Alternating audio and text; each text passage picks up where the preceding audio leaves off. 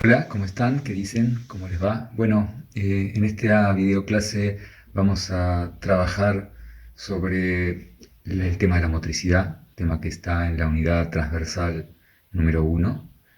Y a partir del análisis que hagamos en relación a esta temática, no podemos olvidar que la misma materia que estamos cursando se llama epistemología de la motricidad humana.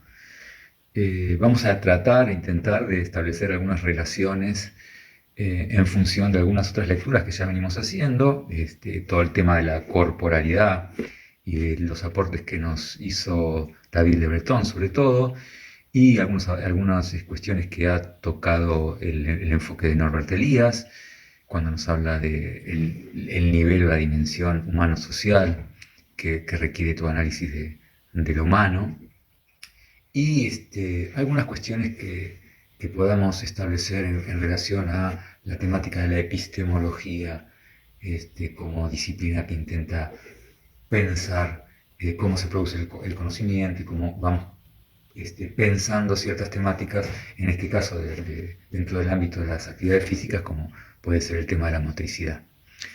Y vamos a tomar como base de esta unidad un texto que ha escrito Raúl Gómez. Traemos a Raúl Gómez porque nos parece, Raúl Gómez es un docente, actualmente está trabajando sobre todo en la Universidad de La Plata, pero es un profesor con una vasta experiencia y trayectoria dentro del campo de la actividad física y la educación física. Y aparte, me parece particularmente valiosa su rigurosidad en las investigaciones que realiza, en los textos que trabaja, donde lo que nosotros podemos ver es esta actitud de, por un lado, un interés, una curiosidad permanente por estar buscando nuevas conceptualizaciones, nuevos autores que puedan aportar al campo en el que estamos trabajando, y a la vez tratar de generar y forjar su propio pensamiento. Y entonces esta riqueza que conforma toda esta suerte de combo nos parece bien interesante. En este caso elegimos este texto que lleva por título Del movimiento a la acción motriz, elementos para una genealogía de la motricidad. Nos resulta por demás sugerente ya el título. ¿Por qué? Porque lo que el título ya nos está proponiendo es hacer un pasaje del movimiento a la acción motriz. O sea, ya no pensar en términos de movimiento cuando hablamos del movimiento humano, sino hablar de, en este caso él habla de acción motriz y podríamos decir de motricidad humana, ¿no? Esto lo vamos a tratar de desarrollar luego. Y por otro lado, elementos para una genealogía de la motricidad. Esta palabra genealogía nos remite indudablemente a todo un enfoque, a todo un planteo que viene desde Nietzsche, pasando por Foucault, con el cual hemos trabajado. Yo me voy a permitir leer un poco algo que escribió en un prólogo acerca de lo que podemos entender por genealogía, ¿no? En general, uno cuando hace un rastreo histórico se tiende a tener un enfoque lineal, ¿no? Como una línea de progreso, una línea continua, unívoca, coherente. Y lo que viene a decirnos, a plantear la genealogía, es una mirada un poco más compleja, más intrincada, no lineal, sino sinuosa, ¿no? Con rupturas, con continuidades, con desafíos nuevos, con síntesis nuevas que se van logrando, a veces con intencionalidades y otras veces fruto del azar, ¿no? Entonces, este prólogo de un libro que se llama, de Foucault, que se llama Microfísica del Poder, que en realidad es un curso que él dio, dice así: la genealogía es gris, es meticulosa y pacientemente documentalista. Trabaja sobre sendas embrolladas, garabateadas, muchas veces reescritas, ¿no? Entonces, más adelante dice: la genealogía exige, por lo tanto, un saber minucioso, gran cantidad de materiales recopilados, paciencia. En resumen, exige un cierto encarnizamiento de la erudición. La genealogía no se opone a la historia, como la visión de águila y profunda del filósofo en relación a la mirada escrutadora del sabio. Se opone, por el contrario, al despliegue metahistórico de los significados ideales y de los indefinidos teleológicos. Se opone a la búsqueda del origen. Acá, cuando hablamos de genealogía, no estamos buscando ningún origen prístino, puro, fundante de algo, sino que es un devenir constante, y a eso nos invita a pensar la genealogía. Pensar la genealogía de la motricidad es pensarla en ese sentido. Y está más que interesante que esto ya aparezca planteado en el título. Raúl Gómez en principio hace una aclaración bien importante, y es fundamental para mí que se entienda esta, que cuando en general el campo de la actividad física, de la educación física y todo lo que tiene que ver con esta área, ha entendido el movimiento humano desde un enfoque mecanicista, biologicista, en la línea claramente de la modernidad. Nosotros lo hemos visto con Le Breton, ¿no? Con Descartes, esta idea del dualismo, ¿no? El cuerpo por un lado y la mente por el otro, la res cogitans y la res extensa, y cómo se concebía al cuerpo como una especie de máquina, ¿no? El desarrollo de las ciencias naturales y de la física newtoniana, esa física mecanicista, no solo tuvo incidencia en los enfoques en el mundo del área de la física y de las ciencias naturales, sino también que repercutió en las demás ciencias. Entonces, cuando se planteaba y se plantea muchas veces el movimiento, se lo plantea desde esta lógica, entendida como cualquier objeto físico. O sea, si yo analizo el movimiento humano desde este enfoque, lo debería mirar como si fuera una pelota, o cualquier objeto que quisiera, del mundo físico que quisiera analizar, entendiendo el movimiento entonces como un desplazamiento de un cuerpo en el espacio con respecto al tiempo y a un punto de referencia. El cuerpo es aquí un objeto sometido a multitud de causalidades: inercia, fuerza, acción, reacción, igual, como dijimos, que cualquier otra cosa física. Entonces, el movimiento nació en el campo de la actividad física, la educación física, y aún hoy es un pensamiento hegemónico con una mirada biologicista y una filosofía mecanicista cartesiana. Luego, más adelante, a fines del siglo XIX, con el avance de la fisiología y el avance también de la termodinámica, esta mirada más bien mecánica, mecanicista, va a ir derivando en temas relacionados con la fisiología, la funcionalidad, y ya no se va a pensar el cuerpo y el movimiento como parte de una maquinaria, sino pensado desde la lógica del motor de vapor, ¿no? En términos energéticos del movimiento corporal y la cuantificación de su rendimiento. Si uno lee gran parte de los libros y los textos referidos a la educación física del fin del siglo XIX, principio del XX, no solo en Europa, sino también acá en Argentina, podemos ver esta relación muy fuerte con esta idea de el cuerpo como una máquina energética y el movimiento estudiado desde esa lógica, ¿no? Ahora bien, lo que señala Raúl Gómez es que en la misma física empieza a erosionar muchos de estos fundamentos newtonianos, ¿no? Hay, a principios del siglo XX, con la teoría de la relatividad, pero también actualmente la teoría de la incertidumbre, las teorías del caos, la teoría cuántica. Hay como un montón de teorías que vienen a reemplazar esta idea de la física mecanicista típica newtoniana, y empieza a aparecer una mirada mucho más compleja, mucho más relacional, que permite que también podamos tener replanteos en función del movimiento humano. La misma neurofisiología, dice Raúl Gómez, tomando un autor, Corretze, establece que hay como ciertos mecanismos o disposiciones o características que tiene el movimiento humano que lo hacen singular.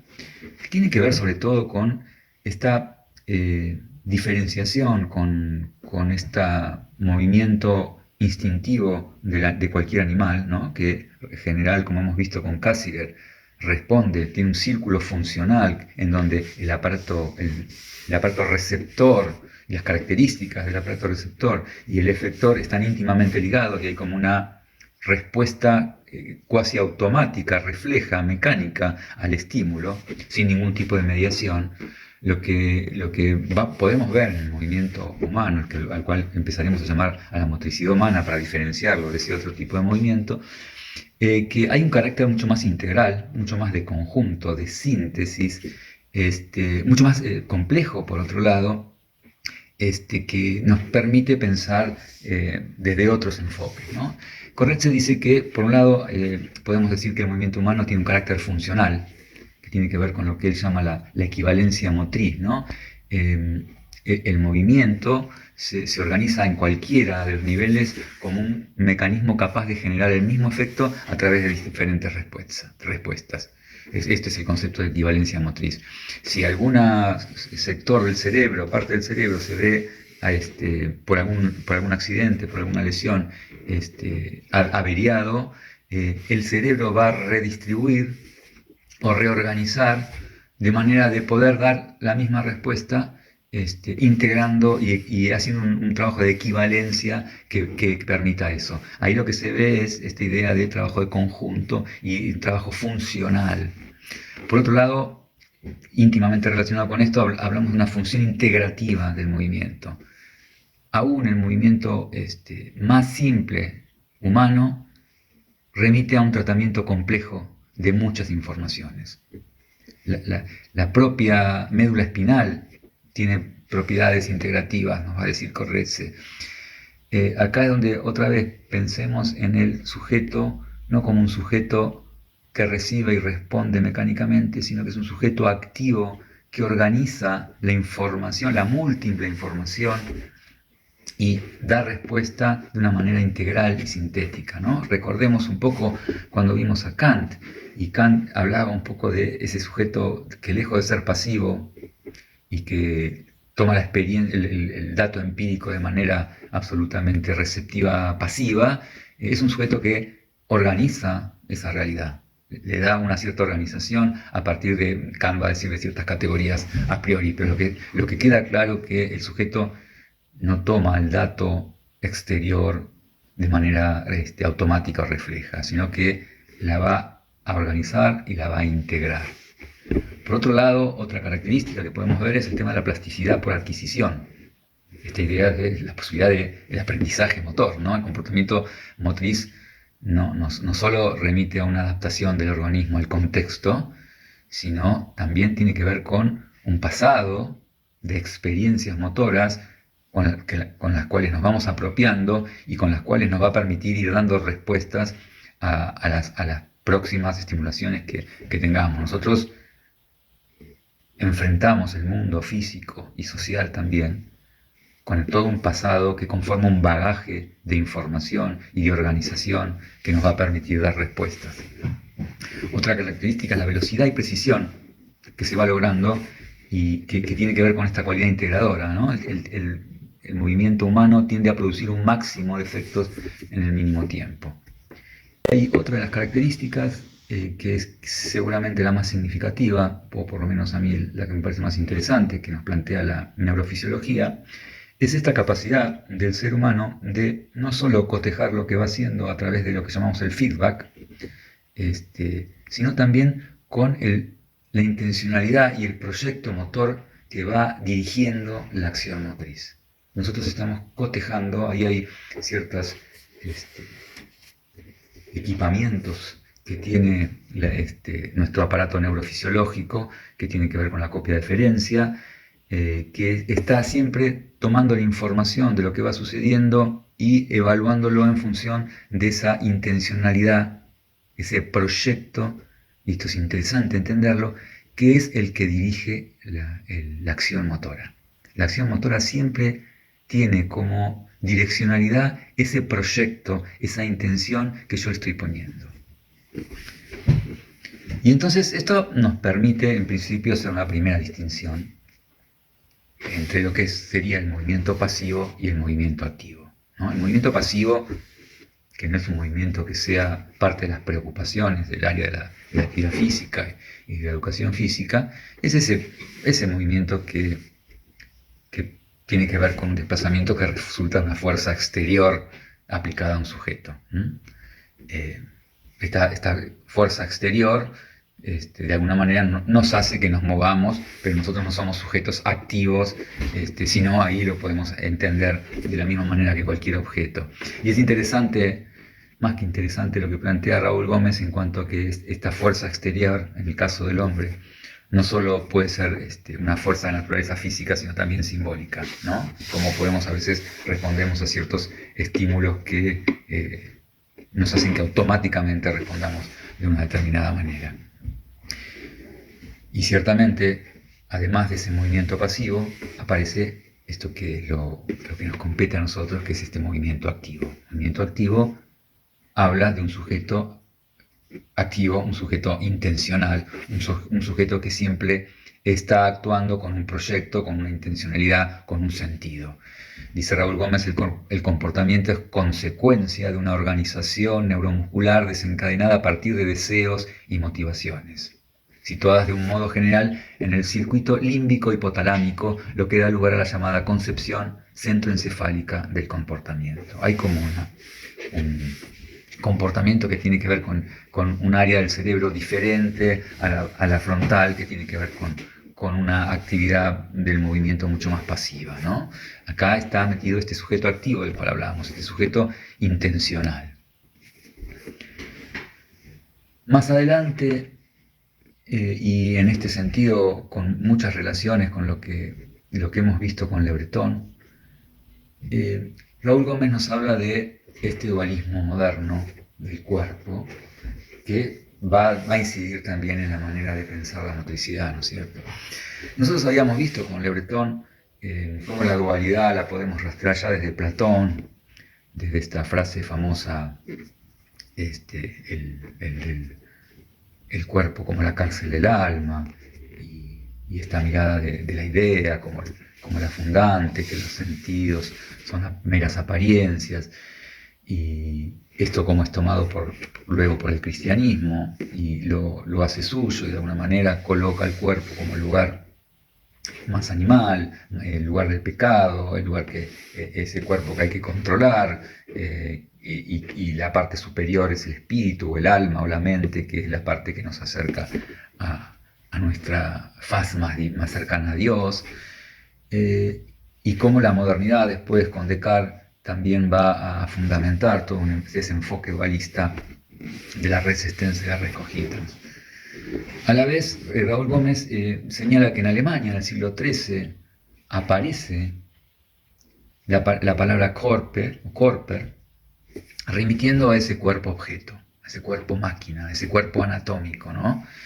Para diferenciarlo de la palabra que se usaba hasta ese momento, que era Lieb, que Lieb tiene una etimología que tiene por origen la palabra vida, ¿no? La Lieb como la fuerza vital. Entonces hay un momento en que esa Lieben es separada y se le da un significado aparte del Körper, que es la parte más mecánica, más objetiva. Y ese dualismo, esa doble significación, se va a ver en muchos de los otros idiomas de la Europa continental y de Inglaterra misma, ¿no? Lo podemos ver en los distintos idiomas. Y esto de ninguna manera es algo natural, nosotros lo tendremos a ver como algo natural, pero tiene que ver con esto que decíamos, de cómo el lenguaje de alguna manera es performativo y te genera ciertas maneras de ver la realidad. El lenguaje, lejos de ser un vehículo neutral, aséptico, transparente, que lleva un significado al conocimiento, al nombrar algo de determinada manera, al separar los significados, está conformando una manera de mirar. Nosotros, esto Raúl Gómez no lo trata, pero es interesante, me parece, para comprenderlo mejor, cómo, por ejemplo, el lenguaje del hebreo originario no tenía esta distinción entre cuerpo-objeto y cuerpo simbólico, cuerpo espiritual. Esa distinción no estaba.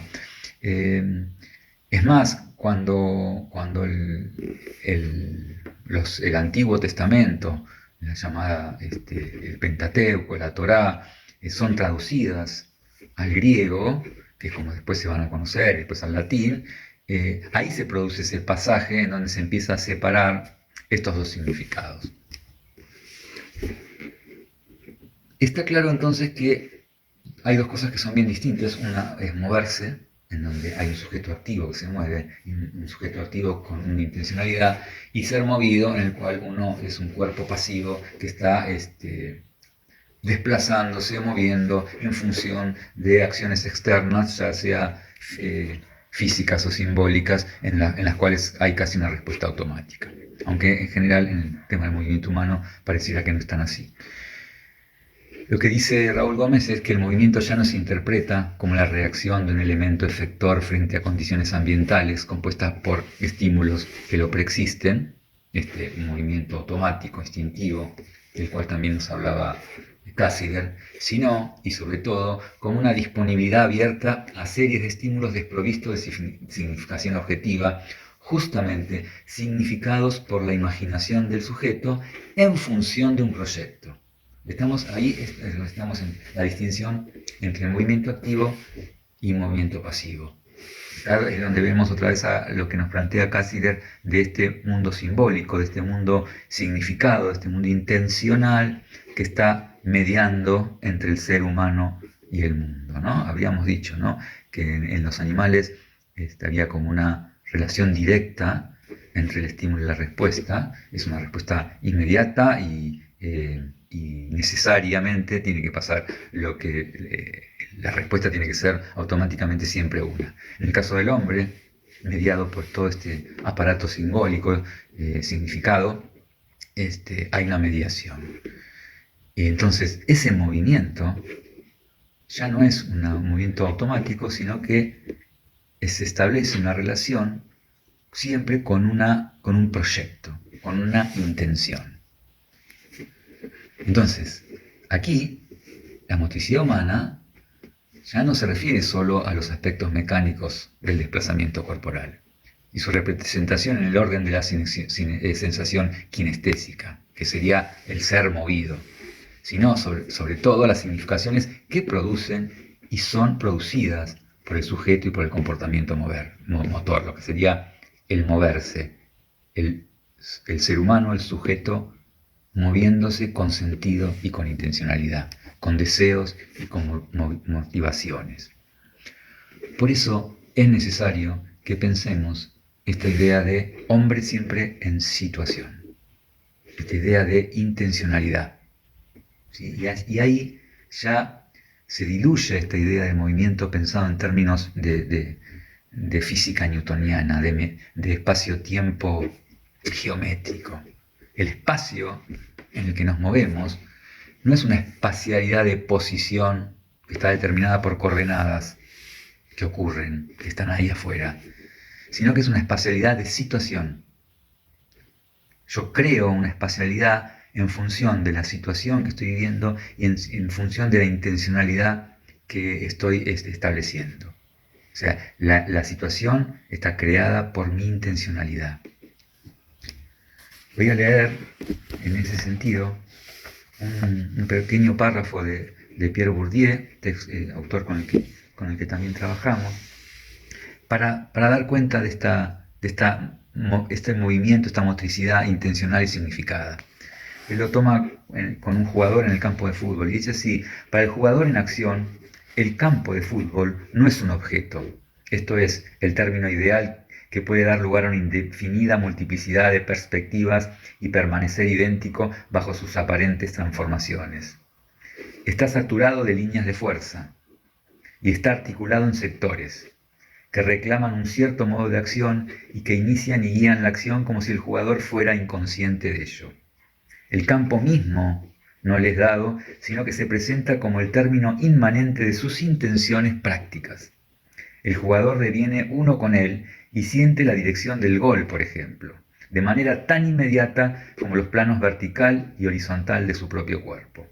No basta decir que la conciencia habita el medio ambiente. En este punto, la conciencia no es otra cosa que la dialéctica del medio y la acción. Cada maniobra emprendida por el jugador modifica el carácter del campo y establece nuevas líneas de fuerza en las que la acción a su vez se despliega y es realizada alterando otra vez el campo fenoménico. Es importante que pensamos esta idea de situación y cómo el sujeto activo en función de una intencionalidad, de un proyecto, va a establecer ciertos comportamientos motores, que no siempre son del orden de lo consciente, muchas veces es una intencionalidad llamada operante, que no es reflexiva, es decir, uno puede conocer casos emblemáticos de grandes deportistas que en determinadas situaciones de juego resolvían siempre de la mejor manera. Ahora bien, si a ese jugador se le solicitaba una reflexión consciente de por qué había hecho esa maniobra, quizás no lo hubiera podido reflexionar o establecer conscientemente por qué lo había hecho, pero lo hacía bien. Es un saber de alguna manera del cuerpo, que está en el cuerpo. Por eso hablamos de intencionalidad prerreflexiva. Es decir, que empiezan a entrar en consideración muchos otros elementos y dimensiones que, si nosotros lo planteamos todo en términos biomecánicos, anatómicos, fisiológicos, estamos quedándonos en un plano del conocimiento que ciertamente es importante, pero que no alcanza a comprender plenamente la motricidad humana en su dimensión integral. ¿Sí? Nosotros habíamos visto con Elías, él hablaba de como 3 dimensiones, la dimensión inorgánica, la orgánica y la humano-social. ¿Sí? Y que lo que decía es, por supuesto que yo puedo analizar la dimensión orgánica, pero hay algo del orden del humano que se juega en el sistema humano-social, en esa dimensión. Que si yo no lo tengo en cuenta, el tema de la cultura, el tema social, el tema de las religiones, el tema del lenguaje, el tema de los mitos, el tema del deporte, todos son elementos que no se pueden ser explicados en términos orgánicos, sino en términos de un sistema mucho más complejo.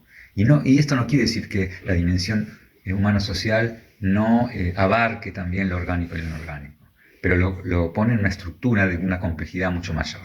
Cuando nosotros decimos, si yo analizo un sistema complejo desde un razonamiento de una estructura simple, no lo estoy comprendiendo en toda su dimensión. Entonces acá los elementos intencionales, los elementos que tienen que ver con esta dimensión simbólica, los elementos que tienen que ver con lo afectivo, lo emocional, es lo que inviste y provoca el movimiento. Y es lo que funda de alguna manera el proyecto motriz. Y es previo a todo acto consciente, ¿no? Ahí está, lo tenemos, y es un bagaje de experiencias con las que contamos y con las que enfrentamos las situaciones que se van planteando. Y acá aparece entonces esta palabra, este concepto interesante de proyecto motriz. ¿Qué es el proyecto motriz? Es la capacidad de organizar las percepciones, ¿no? Y las acciones a partir de la intencionalidad, flotante, latente, operante. El proyecto motriz es una captación motriz del resultado previsto de la acción, asegurado por el ley, ¿no? Por ese cuerpo pensado en términos de fuerza vital, ¿no? En cuanto a esta idea de potencia motriz. El proyecto motriz se constituye en la experiencia de la praxis cotidiana y escapando de las concepciones más tarde o más temprano dualistas, ¿no? O sea, acá también hay los aportes de lo que es la llamada fenomenología, los aportes de Merleau-Ponty, que nos van a decir que, bueno, la percepción que tiene el sujeto humano no es una simple recepción de estímulos del medio ambiente, sino que es un todo integrado con mi propia biografía, con mi propia mismidad, dice él, y con mi proyecto motriz, con mi intencionalidad. Entonces, volviendo y aclarando algunas cosas que dijimos antes, y siguiendo también con el pensamiento de Merleau-Ponty que nos trae Raúl Gómez, es interesante plantear esta distinción entre una intencionalidad de acto y una intencionalidad operante. La motricidad humana muchas veces se mueve dentro del campo de lo que es la intencionalidad operante. Es una intencionalidad que está, como dijimos, en el cuerpo. Es una intencionalidad antepredicativa, prereflexiva. No se dirige al espacio-tiempo pensado como un cuerpo representado, sino que se habilita, se funge en la experiencia corporal, ¿sí? En el bagaje corporal. Frente a esto también tenemos la intencionalidad de acto, que es esa intencionalidad más del orden de lo reflexivo, representacional, ¿no? De carácter discursivo, que es lo que preside nuestras decisiones, nuestros juicios, nuestras tomas de posición, que implica una conciencia clara y relacional del contexto. En la intencionalidad operante, en cambio, es un saber que no necesita representarse para después operar. Por lo tanto, y volviendo otra vez con Merleau-Ponty, la percepción no es el reflejo de las aferencias sensoriales, sino más su preestructuración en función de la intencionalidad. Frente a esta idea que planteaba el dualismo, que planteaba Descartes, entre el cuerpo entendido como res extensa, como cosa, como máquina, como objeto, y el cuerpo para sí, ese cuerpo que puede representarse, que puedo tomar conciencia, que puedo alejarme de, aparece esta idea que es interesante para pensar la motricidad humana y aquellos que nos dedicamos al aprendizaje motor, que tiene que ver con el proyecto motriz y que tiene que ver con lo que llamamos la intencionalidad operante. Merleau-Ponty va a decir, la motricidad en estado puro es ya portadora de sentido. ¿Sí? ¿Por qué? ¿Por qué está estableciendo esto? Morley está alejándose del empirismo y del racionalismo y está poniendo en una relación dialéctica integral el sujeto y el objeto. Hay una fusión, va a decir un quiasmo, una relación quiasmática. No hay un objeto por fuera de un sujeto que tiene experiencia sobre ese objeto. Y a la vez no hay sujetos si no hay una experiencia sobre un objeto.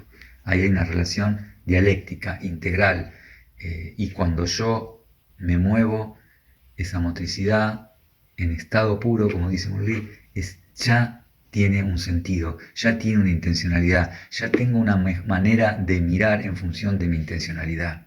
¿Sí? Habíamos hablado, cuando hablábamos de Klimovsky, del dato empírico, decíamos, no hay un dato, el dato hay que hacerlo hablar, el dato está cargado de teoría, nos decía Hanson. O sea, nosotros les damos una intencionalidad que no es una intencionalidad muchas veces del orden de lo consciente, de lo representado, que es un segundo momento. Es una motricidad en estado puro con una intencionalidad operante. Y acá aparece esta idea de praxia, de praxis.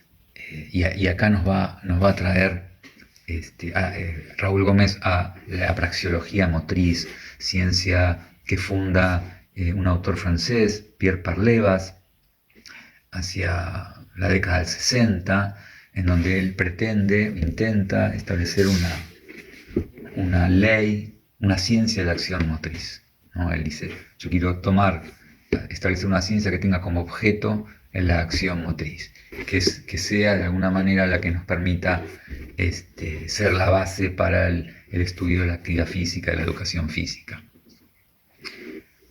Con la palabra praxis y acción motriz estamos pensando no solo a los procesos mecánicos, a los procesos bioquímicos, sino también a los procesos psicológicos, a los procesos sociales, a los procesos culturales, que tienen que ver con esto que decíamos de Elías, de este nivel humano-social, ¿no? Y pensado en términos de integración, en términos de complejidad, en términos de sistemas dinámicos, ¿no? El análisis de las acciones motrices no debe diluirse en cada uno de los procesos de manera aislada, sino que debe ser estudiado en toda su complejidad.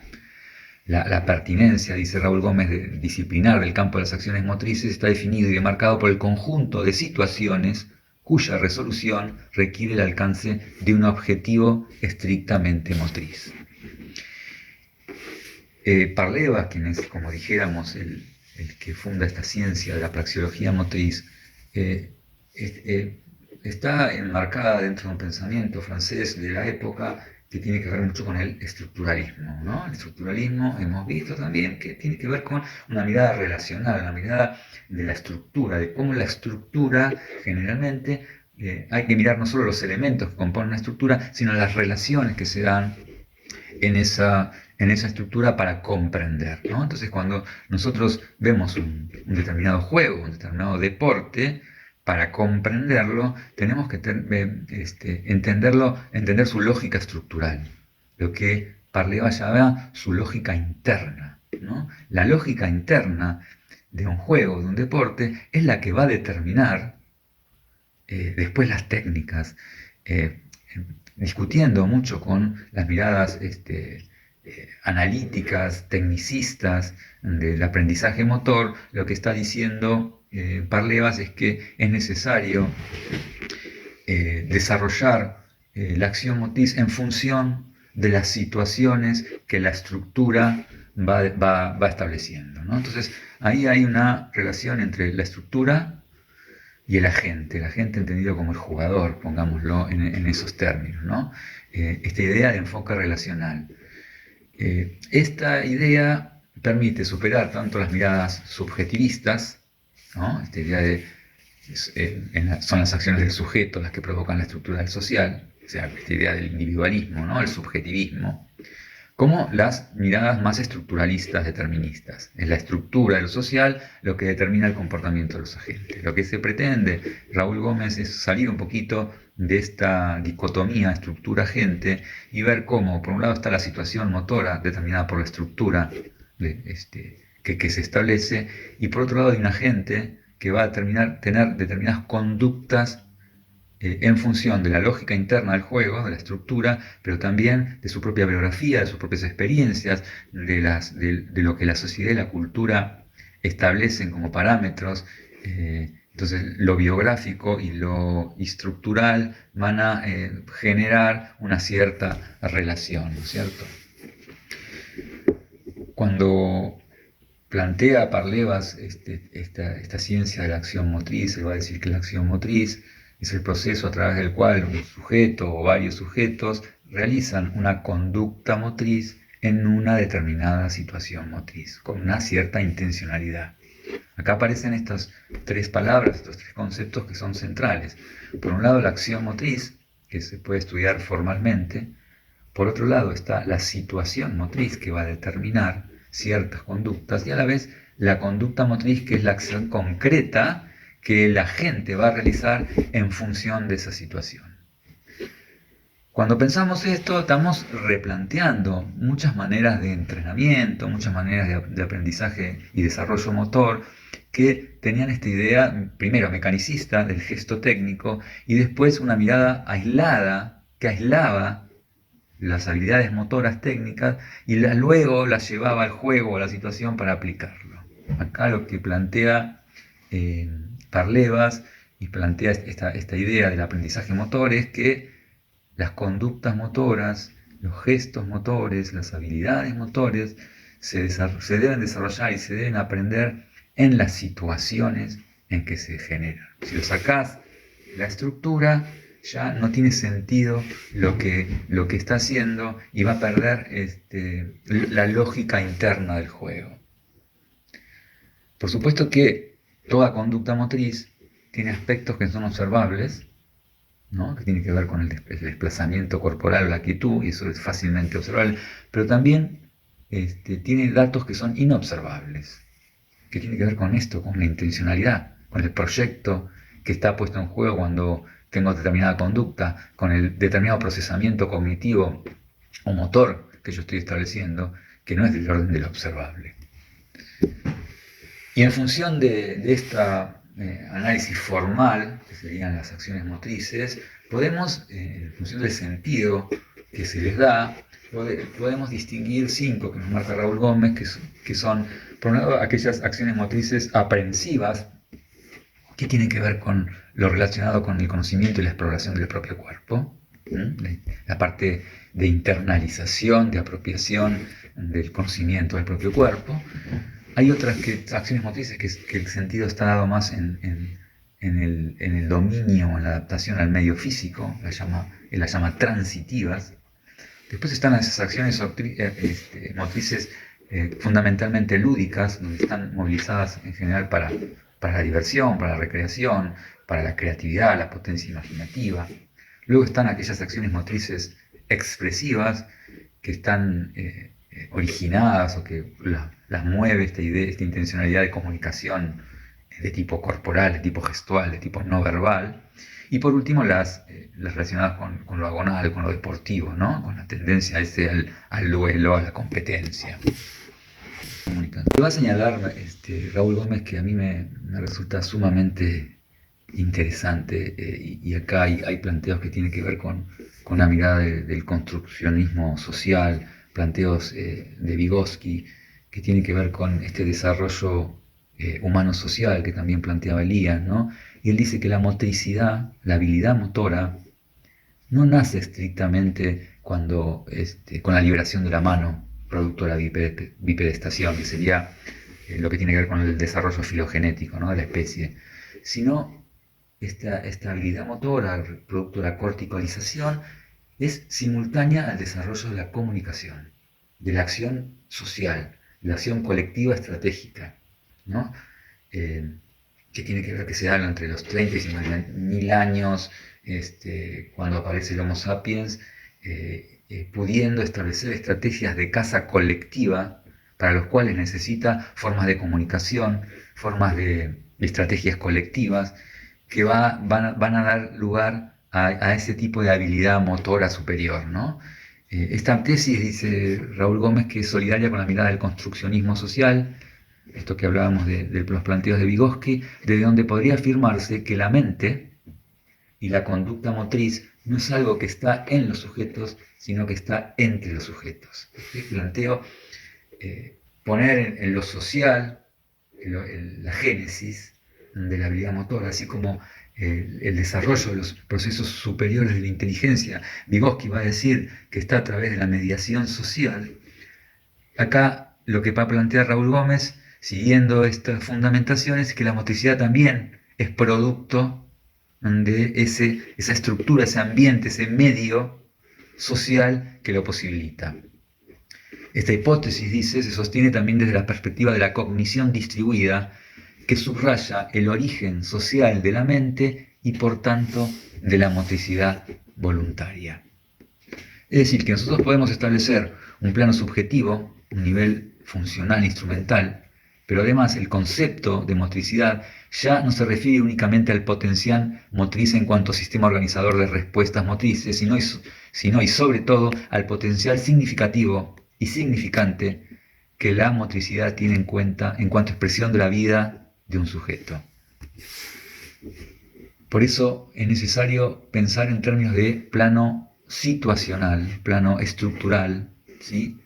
Y entender la motricidad humana como el campo y la naturaleza de las conductas motrices, destacando las relaciones entre conducta motriz, acción motriz y situación motriz, destacándose dentro de lo que planteaba Parlevas dos grandes tipos de situaciones, las que son las situaciones psicomotrices, más relacionadas con el propio cuerpo, el esquema corporal, la percepción de la corporalidad, y por otro lado las situaciones sociomotrices, que son todas las que relacionadas con el campo del deporte, sobre todo, ¿no es cierto?, donde entran en una relación bien interesante y bien enriquecedora todo lo que hace a las relaciones con los otros. La motricidad entonces solo puede ser entendida como parte de un entramado simbólico. Nos alejamos absolutamente de esa mirada del movimiento desde la lógica de la física newtoniana, del desplazamiento como si fuera el mismo desplazamiento de cualquier objeto físico, sino que hay un sujeto activo, hay grupos humanos, hay un nivel humano social que lo va constituyendo y lo va desarrollando. Yo siempre suelo dar un ejemplo, ¿no?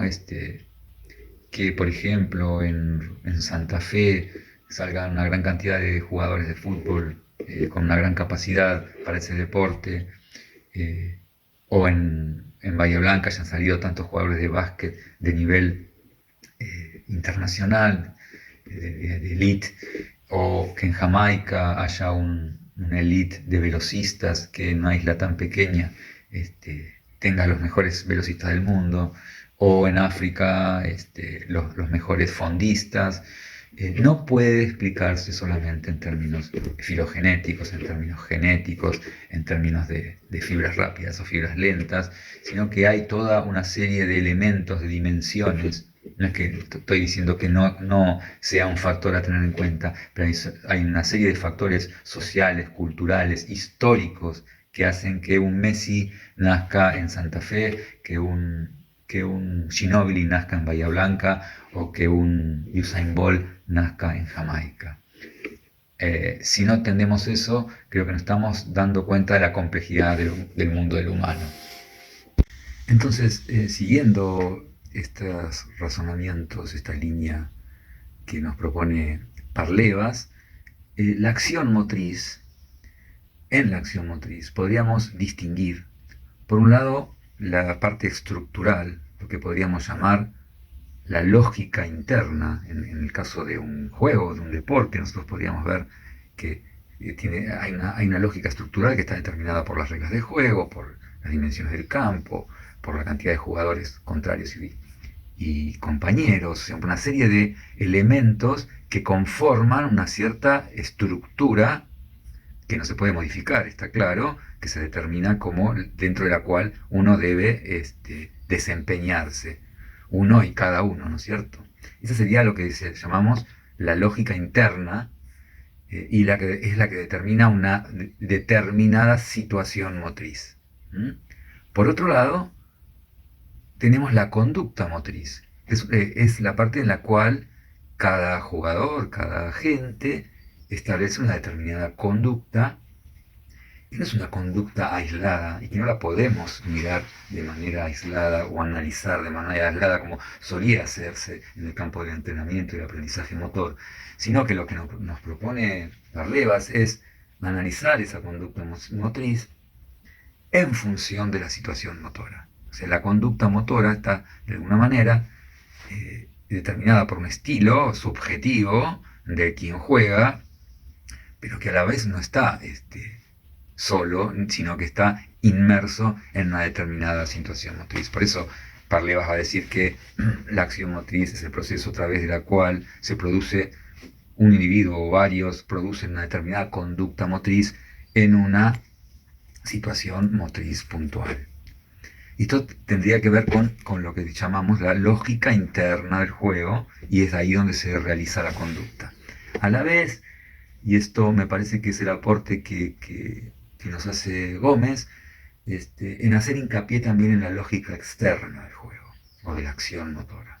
¿Y qué queremos decir? Bueno, ahí es donde entra en juego la dimensión sociocultural, histórica, humana, de la acción motora. O sea, hay algo del orden de lo cultural y sociohistórico que determina que aparezcan ciertas prácticas culturales, ciertos juegos, ciertos deportes, que no aparezcan otros, que deben ser analizados en términos de planteos que nos permiten tener una dimensión social, comunicativa de los fenómenos, ¿sí? Por eso decimos que no alcanza con una mirada biológica o una mirada fisiológica, sino que requiere además este análisis a nivel de la dimensión sociocultural e histórica de las conductas motrices.